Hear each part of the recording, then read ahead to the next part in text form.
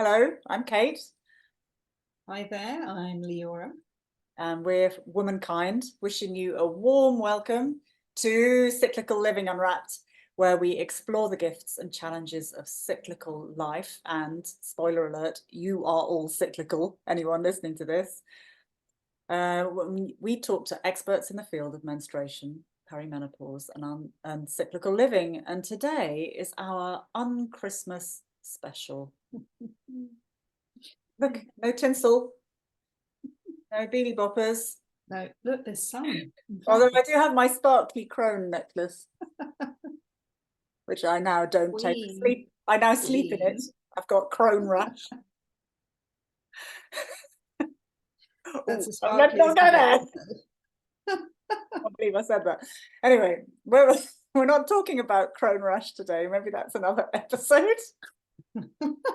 Today we're sharing tips for not getting dragged down by this Christmas lark. And I think cracking jokes about crones is an excellent place to start. And this is also pretty exciting because this is our first dedicated episode of this podcast for our shiny new YouTube channel called Kindness, where you will, in time when we upload them, find all the episodes of Cyclical Living Unwrapped and more fabulous content that will encourage and reassure you that you are normal, you don't need fixing, and you have the wisdom you need inside yourself and inside your body, and how you can connect to that. So, no more crone rash. We're going straight into Leora. Please share with us your top tip for surviving UnChristmas. Oh, UnChristmas. It brings a smile to my face. Just the term. It's like, okay, something else. So I would put out there that you connect with your senses over this time of pressure. It's really hard to not feel that pressure. Could live in the woods. I would choose to live in the woods right now and be with nature, but being with your senses. And actually this is medically backed, and I was really happy when, sitting in a hospital waiting area, there was a poster actually advising and suggesting that we look to our senses at times of overwhelm. It's like, whoa, this is in a hospital. This is good stuff. This is getting out to everyone that needs to hear it. So we're kind of overloaded with senses, aren't we? At Christmas, it's the cinnamon, the clove, the everything is about. Oh, those toxic candles. Yankee cat. Nope, should I not name? But yes, there are a lot of toxic. What you like? any Yankee candles are headache, migraine inducing. But it's not just that particular brand, is it? I mean, most candles with scent in them. Pretty much anything with a chemical scent. Hormone disruptors. They are. They don't put that on the label. Come and have a sniff, and we're going to screw up your hormone balance. It's not a good sales point. But yeah, I mean, that actually turning to your sense of smell, there is a lot of overload at this time. So find smells perhaps that actually soothe you. It doesn't have to tick the box of this Christmassy time. So finding a smell that, there are certain trees, or walk outside and get this rush of piney smells, and it's pine. I think there's something in pine that has been shown to be mood altering. There's something special about some special chemical component of pine. Somebody was telling me about. I can't remember what.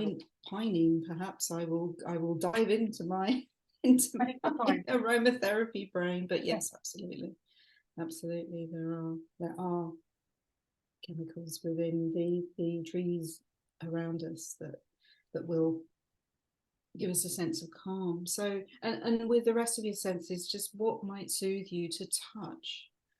What, you know, what is there in your surroundings that you could touch that will bring you something to take you out of the overwhelm? And again, we're bombarded with, you know, walk into a shop, constant Christmas music on loop. What voices? You know, there's so many podcasts out there. So many podcasts out there. Whose voice do you find soothing that you could switch on to, as well as music? Music, fabulous, great. And what we're eating, there's so much pressure to eat and eat and eat over this time. What food and textures of food might actually calm your system rather than feel like you're needing to overindulge? Is that all the senses? I think that's all the senses. Know what you're seeing, and there's so much gorgeousness out there in nature. As we, you know, in the UK here, we're still seeing the ends of autumn, slightly disturbingly, but the colours are still out there. And just sitting and gazing and softening your gaze, how might that feel in times of the intensity of this I think for sight, there's something about there's a natural inclination, a natural need in winter for soft light. So turning your lights down, turning your screens off, or using the orange filtery thing if you have to use them, letting yourself be in natural light, so in candlelight, but not scented. And trying, and with the light, actually trying with, you know, our hours of light are diminishing at this time in a big way, as we reach winter solstice here in the UK. So trying to get out in that morning light to keep your rhythm and to keep your cyclical rhythm as calm as possible. But just a softening of your gaze might be, you know, gazing out the window, taking some time to shift away from the screen, shift away from a book even, and just gaze out of the window, just in a different way that is not so intense as this time of year calls. Eyes wide, like you're looking at a horizon. Yeah, that's the way to go. Go on then, Kate. Chuck us a tip. Okay, I have to look at my list because I've already forgotten what it was. Okay, so mine are really straightforward and easy. I have a prompt for you to use, and it's, how can I be kind to myself now? So when I use this, and I might have it, I have it on various places in around the house. It usually, my usual response is to drop my shoulders and come into my body and feel, do I really want to be doing this? How can I make it easier? That's my response. The beauty of this inquiry, how can I be kind to myself now, is that it's immediate. It it's immediate. It gives you agency. It means that puts you in control of how you feel. And it's kind of a little subtle prompt to remember that you're not your thoughts and that you have your own wisdom. So all this is going on underneath. And you get to choose what that kindness looks like. So one day it might be just dropping your shoulders and remembering that Uncle Henry has had a hard life and perhaps you should cut him a bit of slack, even though he's been very annoying. Or it might the kindness might be to maybe, you know, you're there with a glass of Baileys. I have a particular Baileys which seems to be popping up in everything. It's like, choose your calories wisely, not your calories, use your use them wisely, you know. And if you need a bit of a pick me up, then, you know, have some sweets. But to have sweets and alcohol in the same thing, it's just like ridiculous. It's like, this doesn't do you any good. Everything hurts. It's going to make everything hurt. So the kindness might be to not finish the glass of Baileys, but to put it, you know, chuck it down the sink or put it somewhere else where you can't see it. Because of course the irony is that when you're overwhelmed, that we're unable to think. When we're overwhelmed by busyness, by strong feelings, Christmas is so provocative. There's so much charge that we're going to be overwhelmed, and then you can't think, and it's natural to then reach for your favorite prop, whether that's you know, whatever kind of food or drink or behavior, or you know, or addiction, or whatever your preferred way of avoiding feelings and disconnecting is. You're going to want to do it. You're going to want to do it in the next 2 weeks. You just will. because that's how it is. And what's worse, you see, I'm really activated about this. What's worse, we're encouraged to, oh, it's Christmas, go on, have another, never mind, you know, the sweets have been in the shop since October. It's like, and it's not even subtle. We are pushed to overindulge. We are, and it's built over the years. It has built and built and built over the years. But also to say that there is an inevitability about it. Yeah.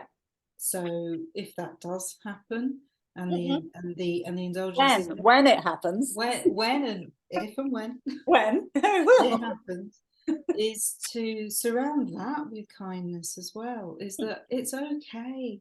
Yes, you know, we can take ourselves into a mindful place where we're going to say, yes, I'm going to put that Baileys down. But if you just say, oh, fuck it, I'm knocking it back, then and then you bring in this inquiry. How can I be kind to myself now after the bottle of Baileys? Is to forgive yourself. Oh, you've drunk the bottle of Baileys. I have now. It's yeah, gone from the glass to the bottle. Woo! Well, you know, that's what happens at Christmas. Yes. You know, and then so when that happens, then you can forgive yourself. You know, you have permission to forgive yourself and let that go. And remember that you're doing the best that you can with the resources that you have, because your overwhelm will bring you into a state of sort of lowest common denominator, scarcity, desperate tactics for whatever holds you together. Which may well play out in your body, which is leading, I think, to another tip, is being with your body, and which feels like almost a throwaway comment, but it, you know, truly being with your body. How might it feel at certain points over this period of time to just go, hey, belly, we've had a lot, and you know, I'm noticing you, and just saying hi to maybe what might be a sore belly or a sore shoulder, and just saying hi. I hear you. I recognize what you're saying to me. No need to go into any depth or anything other than, hey, hi. And maybe noticing, for me, if I look for areas where there's no pain, I'll go, oh, my earlobes, no pain. So love seeking out areas of your body where there's no discomfort, no pain, no nothing other than it's just there. They're there serving their purpose. So what do earlobes serve? I'm not sure, but is it part of the hearing process? But you know, it's a great thing to be touching, or maybe the end of my nose. That's there's no pain. Woohoo! So just being with different parts of your body and saying hi. Oh, kidneys, hi kidneys. I'm making you work hard, maybe. Oh yeah, maybe. So whole digestion. My whole high digestion. We're working hard, maybe, but I'm just saying hi and recognizing that you're there doing the job, and that's powerful. It is a powerful thing to be able to connect with the inner workings of your body. Yeah, beautiful. And it's a small thing, and it can happen when you're with other people. So you can be, at a party, and you can go, oh yeah. And anyway, you can do it around other people. It doesn't have to be it doesn't require half hour practice and time alone. And the effects are just huge. Changes everything. Give it a go. Give it a go. Just saying hi.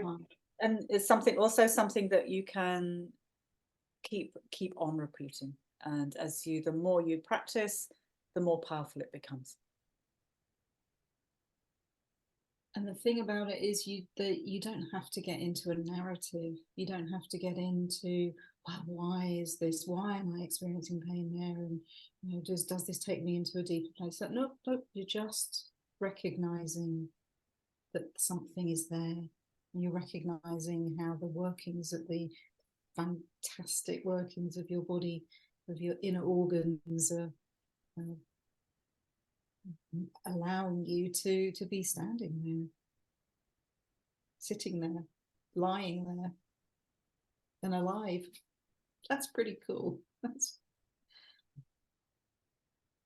Oh, great stuff, Leora. Thank you. Okay, for the last one, and I had to really, it was a real struggle to choose two.